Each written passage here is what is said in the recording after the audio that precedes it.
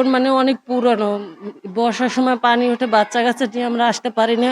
তারপর বাচ্চা-কাচ্চা গায়ের উপর থেকে পড়ে, বালুগুলো পড়ে। বাচ্চা-কাচ্চা নিয়ে আমরা অনেক ভয় থাকি যে কোন সময় কি হয়ে যায়, ভাঙ্গে চুরে পড়ে নাকি। অনেক ঝুঁকিপূর্ণ। আমরা বাচ্চা লেখাপড়া তো পারাই, আমাদের অনেক চিন্তা ভাবনা থাকে। আমরা উপর দিয়ে জল পড়ে, বাচ্চা কিভাবে থাকে না থাকে আমাদের অনেক চিন্তা থাকে গার্জিয়ানের। আমরা সময় মতো নিয়ে আসতে পারি না, কিন্তু ম্যাডামেরা তো অনেক চিন্তা থাকে যে কখন গার্জিয়ান আসবো, কখন বাচ্চা তাদের হাতে পৌঁছে দেব। আমাদের এই বিদ্যালয়ের শ্রেণীকক্ষগুলোর অবস্থা খুবই খারাপ।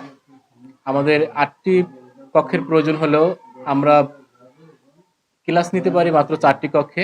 বাকিগুলো আমাদের পার্শ্ববর্তী যে মাধ্যমিক বিদ্যালয় আছে তাদের রুম আমরা ধারে ব্যবহার করি।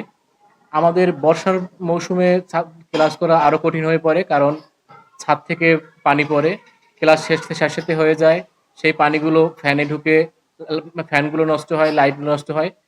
এই বর্ষার মৌসুম শেষে আবার ইলেকট্রনিকের ওয়ারিং সহ সবকিছুই পরিবর্তন করতে হয়, যেটা আমাদের জন্য কষ্টসাধ্য।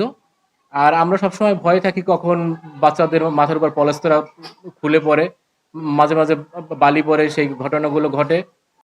আসসালামু আলাইকুম, আমি সারজান আক্তার, চন্দ্রকোন্দা সরকারি প্রাথমিক বিদ্যালয়ের ভারপ্রাপ্ত প্রধান শিক্ষক। আমার বিদ্যালয়টা খুবই ঝুঁকিপূর্ণ অবস্থায় আছে। আমার বিদ্যালয়টা এক শিফটে পরিচালিত। এখানে 4 ক্লাস থেকে 5ম শ্রেণী পর্যন্ত বাচ্চাদের পড়ানো হয়। আমাদের এখানে 7টা ক্লাসরুম প্রয়োজন ও একটি অফিস কক্ষ, মোট 8টি রুমের প্রয়োজন। আমাদের 2টি ভবন আছে। একটি ভবনের অবস্থা খুবই ঝুঁকিপূর্ণ ও জরাজীর্ণ, যে কোনো সময় বড় ধরনের দুর্ঘটনা ঘটে যেতে পারে। আমাদের ক্লাসরুমের সংকটের কারণে আমরা একই ক্যাম্পাসে হাই স্কুলের ক্লাসরুমে শ্রেণী কার্যক্রম পরিচালনা করি।